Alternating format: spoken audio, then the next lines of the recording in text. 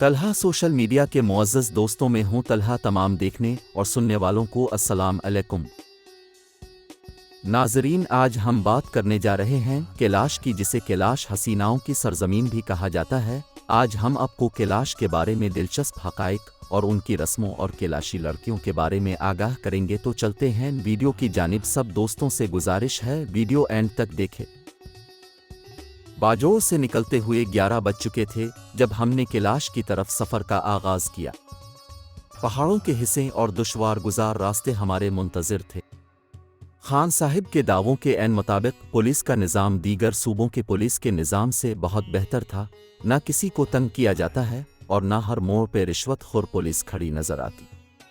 اپردیر سے آگے راستہ انتہائی خطرناک ہے۔ کچھ دیر بعد لواری ٹنل کا دیدار نصیب ہوا۔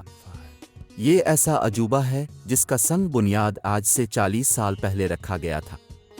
ذوالفقار علی بھٹو نے سنگ بنیاد رکھا اور 1 سال پہلے سابق وزیر اعظم نواز شریف نے 9 کلومیٹر پر محیط اس ٹنل کا افتتاح کیا۔ ٹنل کے افتتاح سے پہلے چترال کے لوگ کم از کم 6 مہینے کے لیے پاکستان سے جدا ہو جاتے تھے۔ پاکستان میں داخلے کے لیے افغانستان کا بارڈر استعمال کرنا پڑتا تھا۔ ٹنل کے بعد روڈ کی حالت انتہائی خراب ہے۔ یہ وادی کیلاش اور چترال جانے والا واحد راستہ ہے۔ اس روڈ پر گاڑیاں بھی جواب دے جاتی ہے۔ عصر کا وقت داخل ہو جانے کے بعد بھی ہمارا سفر جاری تھا۔ ہم نے ارادہ وادی کیلاش جانے کا کیا تھا، لیکن ہم چترال پہنچ گئے۔ چترال بھی نہایت حسین مناظر کا حامل تاریخی شہر ہے۔ ہم نے رات کے لیے دریا کے کنارے ہم نے ایسے ہوٹل کا کمرہ بک کروایا جہاں سے پورا بازار آپ کے قدموں میں نظر آتا ہے۔ رات گئے ہم دل فریب نظاروں اور ٹھنڈی ہواؤں سے لطف اندوز ہوئے۔ صبح ہوتے ہی تمام دوست تر و تازہ ناشتے کی ٹیبل پر موجود تھے اور ہر بندہ ایک ہی موضوع پر بات کر رہا تھا۔ کافرستان مطلب کیلاش کیسا ہوگا؟ وہاں کی ثقافت، وہاں کی حسین جنت اور حسینوی کا تذکرہ زبان زد عام تھا۔ قدیم ترین تہذیب اور ثقافت سے بھرپور کیلاش کے خطہ کو پوری دنیا میں ایک خاص مقام حاصل ہے۔ تاریخ کے اوراق ٹٹولنے کے بعد آخری نقطہ یہ ہے کہ اس میں 2 آراہن باز لکھتے ہیں کہ یہ سکندر اعظم کے سپاہیوں کی اولاد ہے۔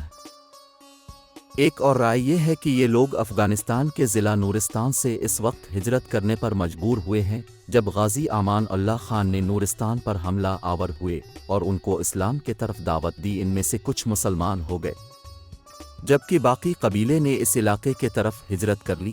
یہ رائے تحقیق پر مبنی لگتی ہے۔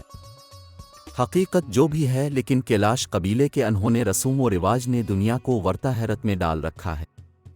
ہم وادی کیلاش میں داخلے کے راستے کے طرف موڑ چکے تھے۔ راستے میں پہلا اور آخری گاؤں ایون دریائے چترال کے کنارے آباد ایک خوبصورت گاؤں جو کہ مقامی لوگوں کے مطابق اکثر سیلاب کی زد میں رہتا ہے۔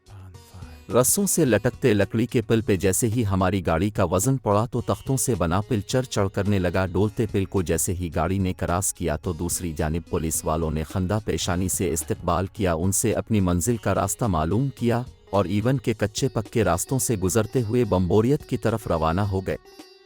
قدرت کے حسین نظاروں سے بھرپور اور مشینی دنیا سے میلوں دور کیلاش کا یہ علاقہ کسی شاہکار سے کم نہیں۔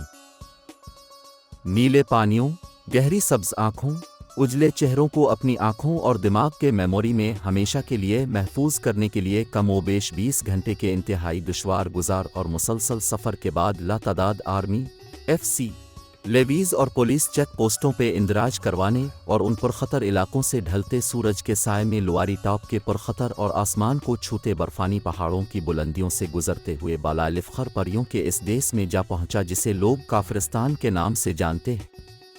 کافرستان جو کہ 3 وادیوں پہ مشتمل مسکن ہے ان نیلی و سبز آنکھوں والے کافر چہروں کا جنہیں لوگ کیلاش کے نام سے جانتے ہیں۔ نیلے پانیوں کی، سبز آنکھوں کی، شفق چہروں کی، اجلی پیشانیوں کی، رنگوں کی، زندگی کی اور انہی رنگوں اور زندگی میں اس طلسمی سرزمین پہ نکلا جسے لوگ کافرستان اور جس میں بسنے والوں کو کیلاش کہتے ہیں۔ کیلاش کا علاقہ 3 وادیوں پر مشتمل ہے: بمبوریت، رمبور اور بریر۔ بمبوریت سب سے بڑا گاؤں ہے جہاں مسلمان اور کافر دونوں آباد ہیں۔ اس کے بعد دوسری وادی رمبور آتی ہے جہاں مسلمان کم اور کافر زیادہ ہیں۔ تیسری وادی بریر کافی دور چوٹی پہ واقع ہے جہاں بہت کم کیلاش ہیں۔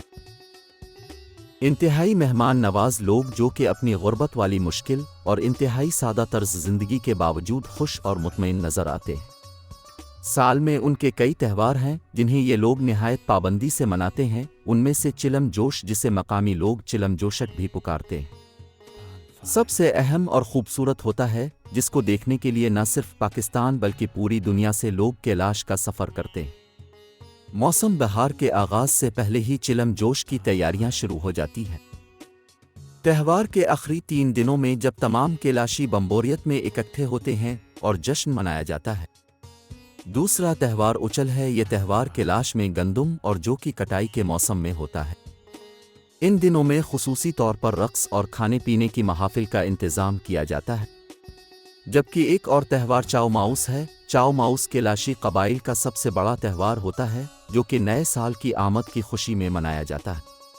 چاؤ ماؤس کی تقریبات کا آغاز دسمبر کے آخری ہفتے میں ہو جاتا ہے۔ کیلاشی قبائل میں خواتین بھی بہت اہم اور منفرد مقام رکھتی ہیں۔ کیلاشی خواتین روزمرہ کے گھریلو کاموں کے علاوہ کاشتکاری، مویشیوں کی دیکھ بھال کرنے میں بھی پیش ہوتی ہے۔ عمومی طور پر خواتین کالا لباس، مخصوص قسم کے ہار اور ٹوپیاں پہنتی ہیں جو مقامی طور پر ہی تیار کی جاتی ہیں۔ چلم جوش کے آخری دن لڑکے اور لڑکیاں اپنا جیون ساتھی منتخب کرتے ہیں اور موقع پر ہی ان کی شادی کی رسومات ادا کر دی جاتی ہے۔ کیلاش مذہب میں خدا کا تصور تو ہے مگر کسی پیغمبر کتاب کا کوئی تصور نہیں۔ ان کے مذہب میں خوشی ہی سب کچھ ہے۔ وہ کہتے ہیں جیسے کسی کی پیدائش خوشی کا موقع ہے، اسی طرح اس کا مرنا بھی خوشی کا موقع ہے۔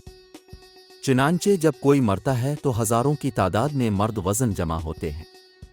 ہمارے گائیڈ کا بیان تھا کہ میت کو ایک دن کے لیے کمیونٹی ہال میں رکھ دیا جاتا ہے۔ مہمانوں کے لیے 70 سے 80 بکرے اور 8 سے 10 بیل ذبح کیے جاتے ہیں اور شراب کا انتظام کیا جاتا ہے۔ تیار ہونے والا کھانا خالص دیسی ہوتا ہے۔ آخری رسومات کی تقریبات کا جشن منایا جاتا ہے۔ ان کا عقیدہ ہے کہ مرنے والے کو اس دنیا سے خوشی خوشی روانہ کیا جانا چاہیے۔ جشن میں شراب، کباب، ڈانس اور ہوائی فائرنگ ہوتی ہے۔ مرنے والے کی ٹوپی میں کرنسی نوٹ، سگریٹ رکھی جاتی ہے۔ وادی کیلاش میں جس چیز نے مجھے نہایت رنجیدہ کیا وہ اس علاقے میں آنے والے مسلمان نوجوان سیاح تھے جو کھلم کھلا کیلاشی خواتین کی بنائی جانے والی شراب پیتے، ان کے ساتھ بیہودہ حرکتیں کرنے میں کھلے عام مصروف نظر آتے۔ دوسری بات، یہاں کے لوگ سیاحوں سے بھیک کے عادی ہو گئے ہیں۔